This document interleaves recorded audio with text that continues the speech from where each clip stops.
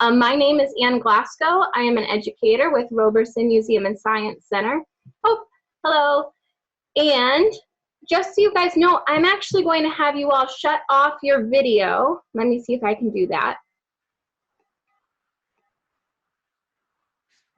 Oh, I can try to do it from here because we want to be able to record this and then share it for people who weren't able to make the live meeting. So if we can just keep it on mute and keep the videos off for privacy purposes, that'd be great. If you have any questions, you can type them right in the box, all right? So again, my name's Ann Glasgow with Roberson Museum and Science Center, and we're going to be doing some science of sound today. Hopefully you've gathered some of the suggested items, pots, pans, cups, rubber bands, whatever you happen to have around the house will be great.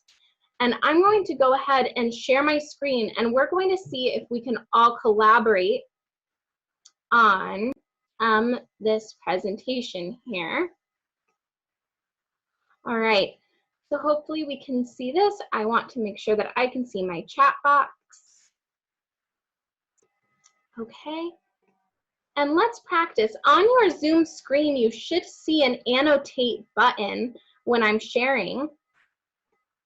And I want us to all try and use that annotate button to write our names and ages in this space right here. And we'll just make sure that this can work. So again, you should see something that looks like a little pencil, and you can then choose to text or draw. So if everyone could just try to write something on the screen, and if you're having trouble doing so, you can just type in the chat box and we can problem solve as we go. I'll give everyone a minute here to see if we can get in.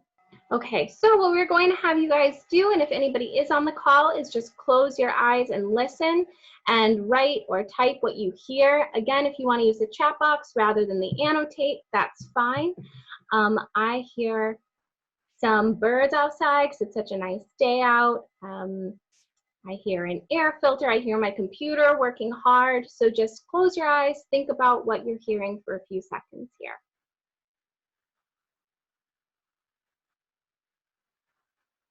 And if you have paper and you want to do it on your own paper as well, that's fine. You can draw what you hear, whatever works. But for now, since I don't see the annotations, I'm just going to move right along. Okay, so let's start really simple. What are sounds? All sounds are made through vibrations. So these vibrations move back and forth so fast, we can barely even see them moving. Oftentimes we can't. But you can get an idea if you do have your rubber bands and a cup or a bowl. We can actually make our first little musical instrument here. I'm going to use a mug with my rubber band. I'm just going to stretch that rubber band over the mug, and you can do this with any cup or bowl that you have sitting around you. All right, once you see my rubber band on there, I can make a noise, kind of similar to a guitar string. And if you can see, this rubber band is vibrating. If you have more than one rubber band, you can try putting on a different rubber band onto the cup that is a different size, a different tension, and see if it makes the same sound.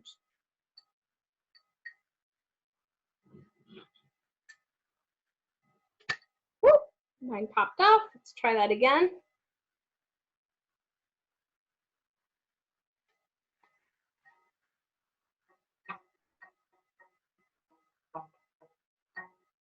So it is quiet, but you can hear, hopefully if you're doing it at home, you can hear your own. This one is higher than this one. So the tension on this string is higher, and it's also a thinner string. All right, so you can see that by changing the size and by changing the tension, you can change the sound that you get from this simple little instrument that we've made. I can also try doing the same thing on a larger bowl and see how that changes the sound.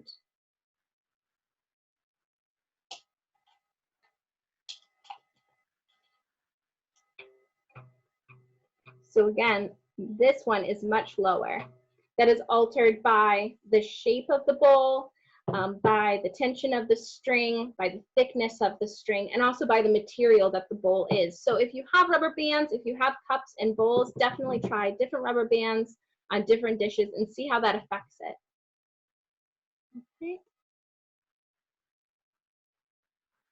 So I wanted to show you what it actually looks like if we can slow down a guitar string. I'm going to stop share for 1 second to make sure that I don't have anybody in the waiting room. All right, we look okay. Then I'm going to reshare. All right, and let's take a look at what this looks like if we slow down guitar.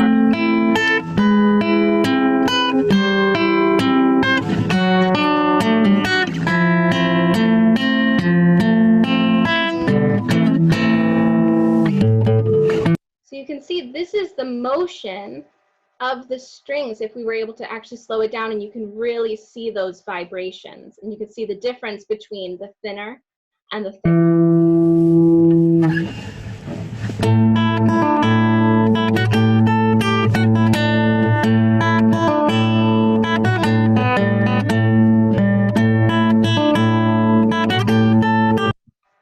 All right, I'll go ahead and pause that and move along.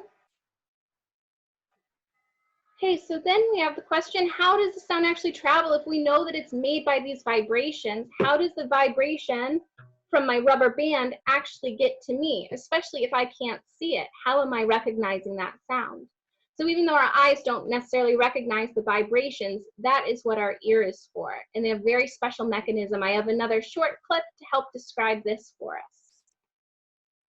Wow. If we put a few marbles together so they're touching, then roll another marble so that it crashes into them, the group of marbles will move. That's kind of what happens with sound. When we ring a bell, we cause the metal that makes up the bell to vibrate really fast back and forth. And the vibration of the bell also shakes up the particles that make up the air around it and makes them vibrate. Then those particles run into the air particles next to them, and so on. You can also think about it like dominoes, with the vibration getting passed along from one bunch of particles in the air to the next. We call this path of vibration a wave. Now, how do we hear those vibrations?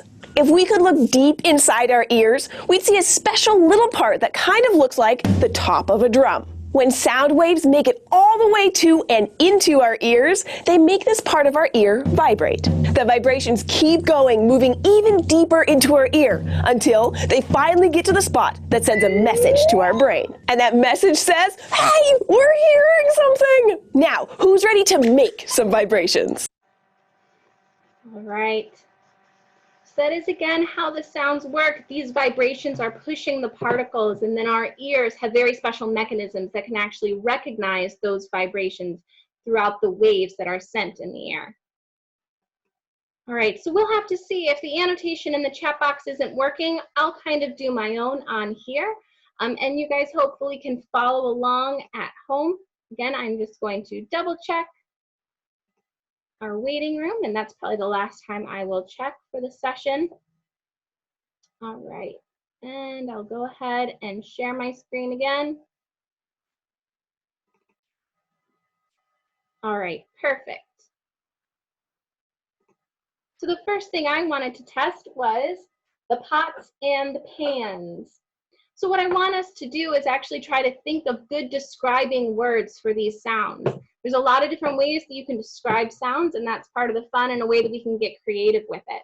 And the way that we can compare and contrast the different types of sounds that we can make and have. So I'm starting with just a regular pot, and I'm going to try this with a spoon. And we're going to compare and contrast this with a different item to hit it with. I'm sorry if this is going to drive any parents crazy. We'll go ahead and, okay, versus, is that the same or different as if we hit this bass? I don't know if you can tell how much louder that sound was. When it's trapped like this, those waves can get caught in here and it makes the sound amplified, right? That's my first pot and pan. And let's compare and contrast that with another pan that I have. And I hope that you guys are trying this, that you have. So you can see this sound is much different, and you can almost hear the vibrations. as it echoes, right? So definitely different sounds. Let's see one more time if we can get the chat to work. And let's see if you guys have any pots or pans and if they sounded the same or different. Just see here.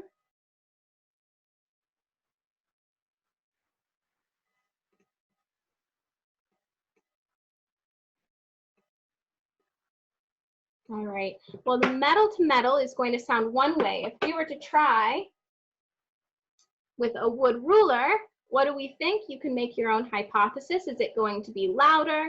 Is it going to be softer? Is it going to sound more muffled? Everybody has a guess.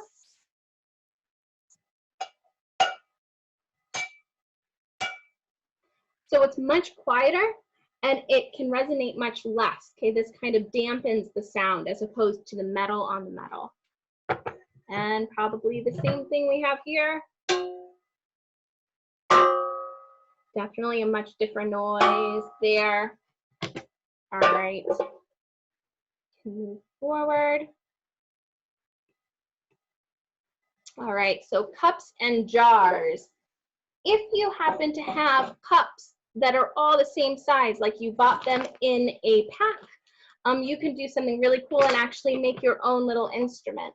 So I happen to have 3 different mason jars, and I filled each of these up with a different amount of water. Okay, so you can again make a hypothesis, make a guess. What kind of sounds do you think we're going to get out of these? Which do you think will be the highest? Which do you think will be the lowest? All right, go ahead and try this one. Let's see if I can lower this down a little bit. Here we go. Versus, and even more water. Right, so you can see that we go from highest with the least water to lowest with the most water. Okay, and like I said, if you mess around with the different masses of water, the amount of water that you have in the cups, you can actually make an instrument and play a little song. Hopefully this sounds familiar.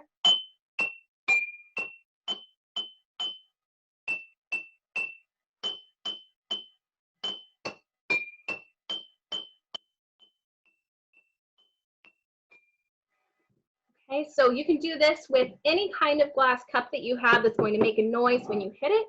And again, they don't all have to be the same shape, but that's going to be the easiest to make your instrument because the only thing that's changing is going to be the amount of water that you have. So when there's more air in this jar, it allows the frequencies to go faster and making a higher noise, as opposed to this, which has a less space of air. So less noise is able to be made, or a lower frequency has to be made. All right, we can move forward. I'm going to reopen up my chat box.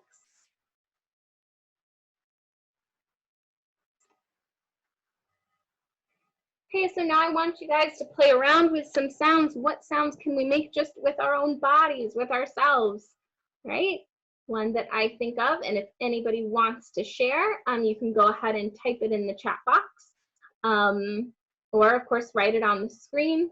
But I have a clap is the first one that comes to mind. Now, are there even different ways that you can make clap noises and make different sounds with your hands? We can try sideways, front on, right? Back of your hand. You can do snaps. Yeah, very good. We can snap our fingers. What about with our mouths? We can make lots of different sounds, right? So we can cluck. You can try to make the vibrations with your lips by passing the air through. And one that I wish I could do, but I can't do, whistle. I've tried for my entire life and I've never been able to really figure it out, but you guys can try at home. I can at least make the sound of air coming through my mouth, but that's pretty much the best that I can do with that one. Can we think of any other ideas of what we can do with our bodies to make noises? Wait and see. Tap dance. I love that idea. And I actually did use to tap dance as a kid. Great, so tap dancing, of course, you have that metal plate on the bottom of a shoe, which allows for quite a loud sound to come through. Perfect. I wish I could get up and tap dance right now, but if you're at home, you can definitely get up and at least stomp back and forth. All right, perfect. Oh, what else can we use to make sounds? All right. Let's see if anybody has any other ideas. I'm gonna look at what I have that I've gathered around my house while I'm stuck here. I have a jar of oats. Makes a nice shaker. I see one suggestion is to use your voice. Yes, singing, of course. And as I'm talking, I'm making noise. Those vibrations are coming from my vocal cords. Right? So no matter what sounds you're making, it's all just a different way to form vibrations. And those vibrations, again, are carried through the air, moving the particles in a wave motion until they reach our ears. One thing you can do, if you've ever seen an owl, they have a very special face shape that's really good for hearing. So our ears are made in such a way that they can capture those sound waves. Owls' faces are actually framed kind of like a satellite. And that shape in itself can amplify the sounds that are coming towards them. So they have very good hearing that helps them, of course, catch the prey that they need to eat. You can demonstrate this with yourself. If we were to make our ears into even more of a satellite shape like this, and you start by whispering to yourself, hello, and it's not very loud at all. But then if you cup your ears and you do the same thing, you can hear it much more clearly. So it allows those vibrations to come through even more strong. So that's a lot of animals. If you'll see little mice or cats have the big ears, owls' faces are shaped that way. So there's a lot of ways that nature has created our bodies to make sounds come through more loudly. Okay, so we're gonna go ahead and start making our musical shakers. I'm going to stop sharing. All right, so I'll do a little demo here. There's a couple of different ways that we can do this. The first, or I'll show you all my different options to start depending on what you might have at home. I have a bottle that has a cap, so this could be, of course, smaller or larger. Anything that already has a cap is going to be really easy, because then, of course, you don't have to make your cap. All right. We could do with 1 or 2 plastic cups is another option that I will show you. Toilet paper or paper towel rolls, or any other kind of container that you have, whether that's one-sided or open-sided, 2 sides is going to be fine. So you just need some sort of a container out of recyclable materials, and then hopefully a couple of sheets of paper and some tape. I think I'm going to start by showing you the version with the toilet paper roll. This is my final product for this. For the interior, I like to add a variety of different types of shaker noises. So I think I've put in some rice and some lentils into mine, but really whatever dried kind of food item you have. So a dried pasta would work fine. Yeah, any sort of dried food that's going to make that rattling noise is going to work well. What you want to do with any of your shapes is going to be to trace out the body of it on a sheet of paper. Oh.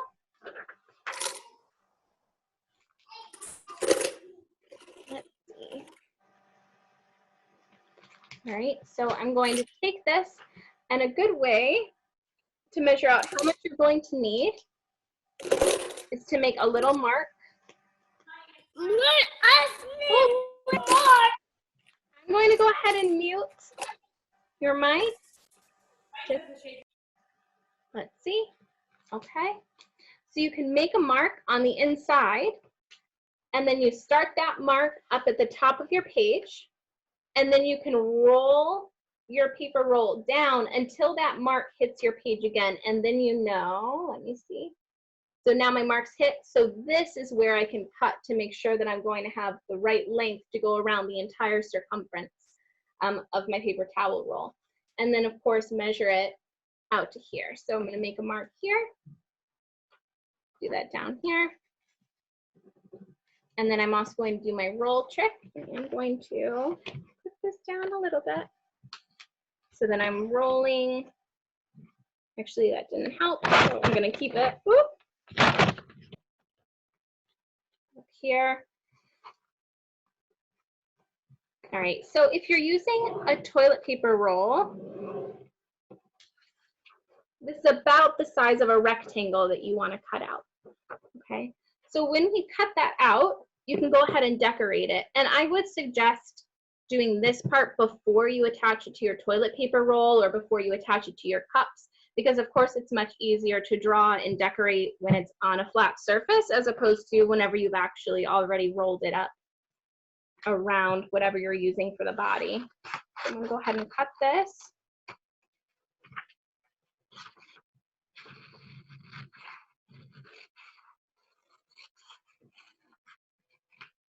Okay, so this is going to be my main body.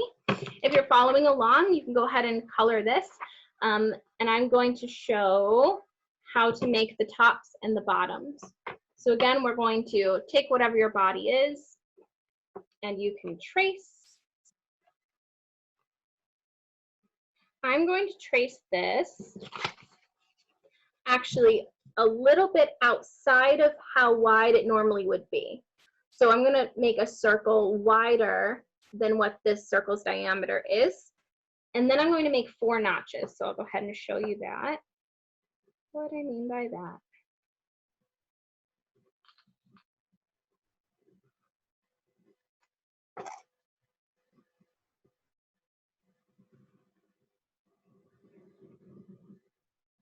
Okay. So this first circle here was me actually tracing the toilet paper roll, and then I drew another rough circle around it. And then I'm going to just draw on 4 notches, which is going to make it easier for me to actually attach it to the roll or whatever else I'm making. Okay.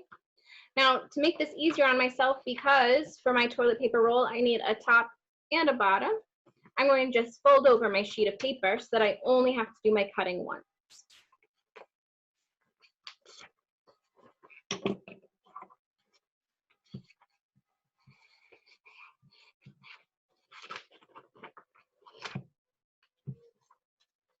All right, so you can see I have my sheet with my 2 layers.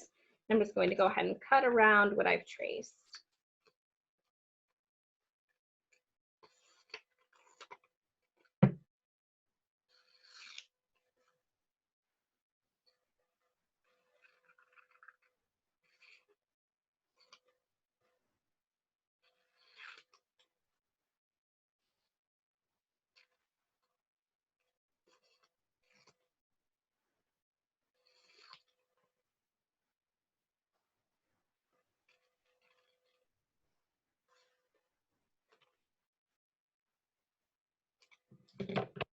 Right, and then you should wind up with 2 pieces just like this.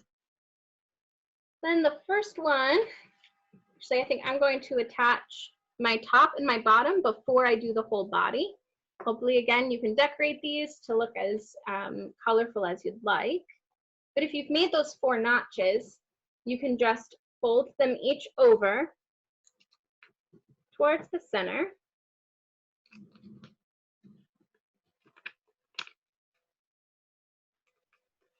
You'll see it makes a little top. You just place that onto paper towel roll, and then we can tape each of these notches to the actual roll.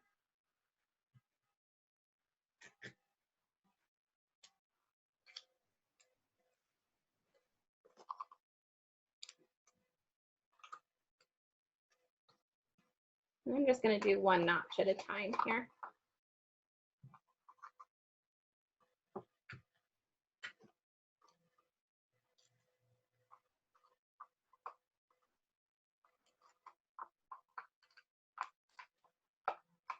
The most important part, of course, is that you're not going to have any gaps either between the paper and the roll or the tape in the roll, because otherwise your pieces of rice are going to fly out everywhere and it's not going to be a fun day to clean that up.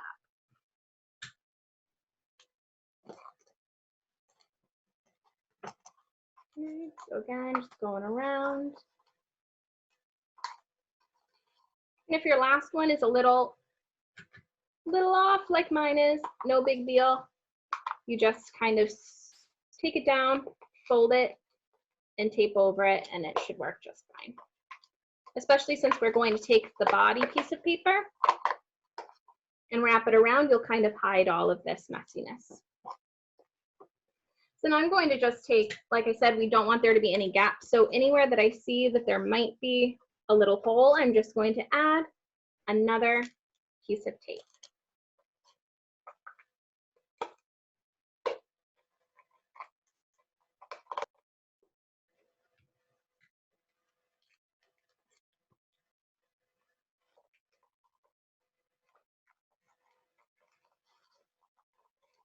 Okay, so to me, my top looks nice and constructed. So then before I add on my bottom piece, of course, I have to actually add in whatever I'm going to use for my shaker. So I'm going to take, there's my rice. And you don't need a whole lot, but of course the amount that you add is going to change what your shaker sounds like. So I'm just going to, I'm actually going to take some out like this and add it in a little at a time.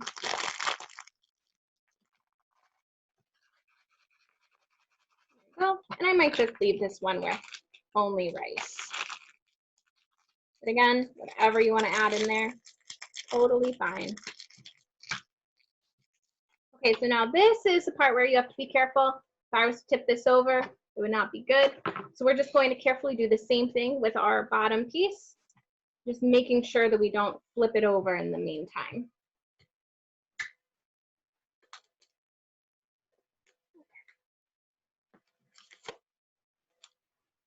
So then I'm going to place it down here.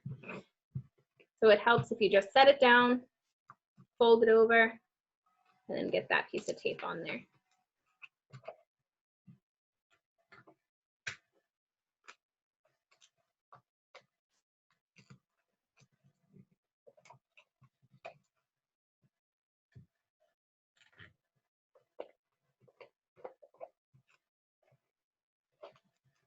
I'll show you again. So I'm folding it over and then using that notch to help me get the tape attached. But it's not going to look perfect. We'll cover it up with the body piece of paper.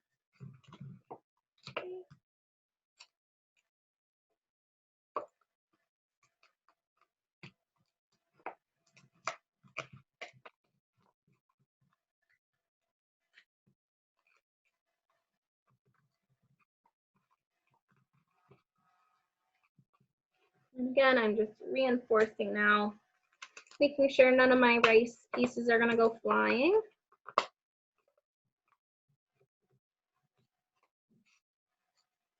Okay. So now, of course, if you wanted to stop here, you could. But if you had colored your sheet of paper and you want to add extra decoration, this is where you could add this one on. And this one is easier to tape on than those tops and bottoms were, because you just roll it right around.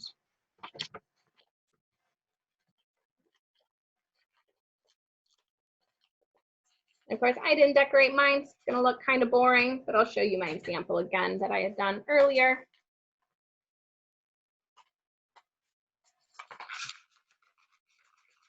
There we go, and then you have a nice, simple, at-home shaker. Let me see if I can find my, yeah, so if you have done decorations, top and bottom, look quite pretty. That is version 1 of your at-home shaker. We'll now move on to version 2, where we can use a cup. I'm going to use just a single cup instead of the 2 cups. But of course, if you wanted to, another way to do this would be to fill 1 cup with your rice or whatever you have, and then attach this. This I would be nervous to attach with just Scotch tape. I would probably use masking tape or duct tape, but it would work just the same, make you a really good musical shaker. But you can do the same process that we did with this to create a little top and then just use 1 cup. And then you could even have 2 shakers with different fillings inside, 2 different kinds of noises. Okay. So again, the process is going to be very similar. Grab my piece of paper.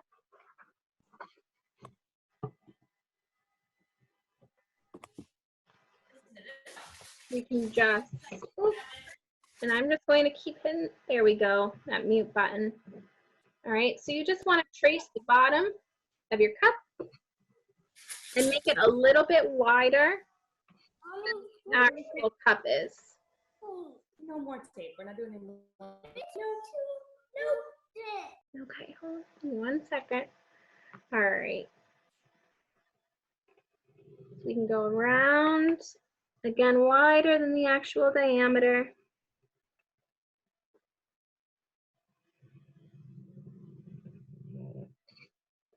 Okay, and then I'm going to make my 4 notches. And these aren't necessary. I just find that they really help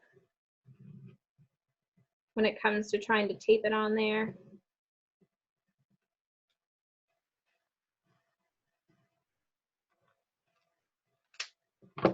Okay, I'm going to go ahead and cut that out.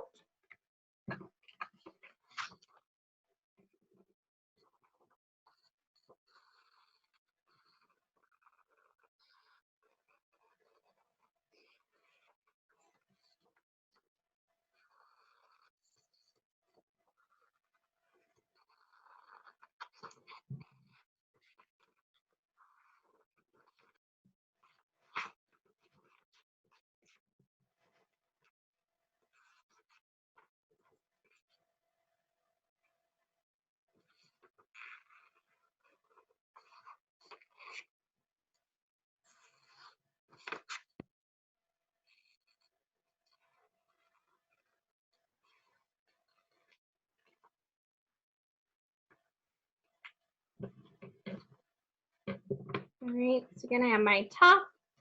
And if I wanted to cover the whole base of this, I could do the same thing, just wrap a piece of paper around it. Really simply, oh, I'm going to fill this one with lentil beans. And I'm just going to put a few in here. Meant to put just a few in there. All right, let's see. Over here. And then we'll go ahead and just attach this in the same way with those notches.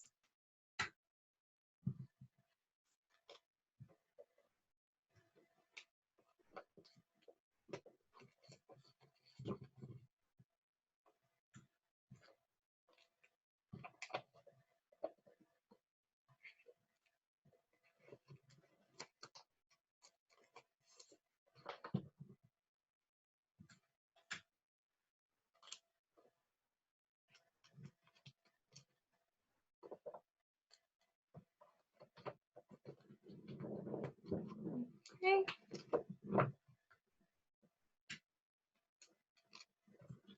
And last one here.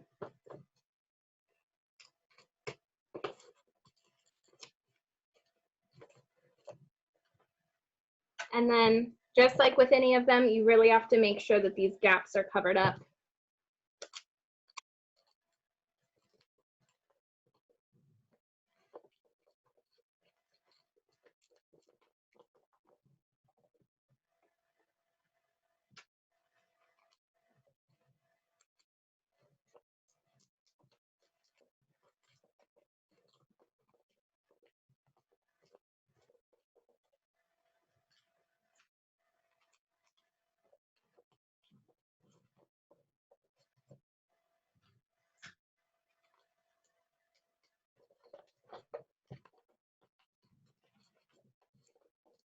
And I got one more.